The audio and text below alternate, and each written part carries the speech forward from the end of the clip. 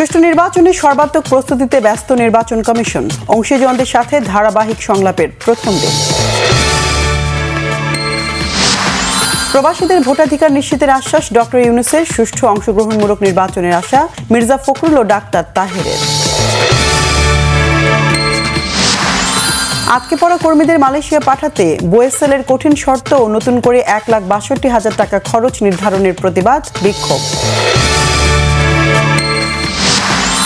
জুলাই গণহত্যা মামলায় শেখ হাসিনার বিরুদ্ধে 54তম ও সবশেষ সাক্ষী মূল তদন্ত কর্মকর্তা মোহাম্মদ আলমগীর।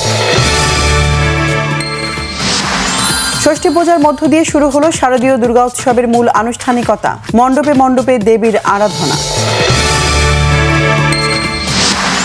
শারদীয় উৎসবকে ঘিরে ফ্যাসিবাদী শাসন আমলের মতো কারো যেন নিরাপত্তা বিঘ্নিত হওয়ার মতো কোনো অপচেষ্টা করতে না পারে সজাগ থাকার আহ্বান তারেক রহমানের।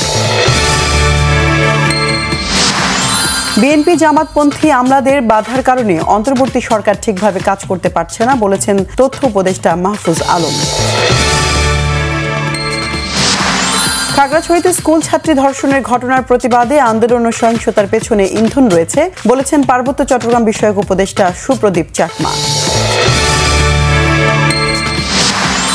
ভারতের চেন্নাইয়ে থালাপতি বিজয়ের জনসভায় পদদলিত হয়ে মৃতের সংখ্যা বেড়ে 39, আহত শতাধিক।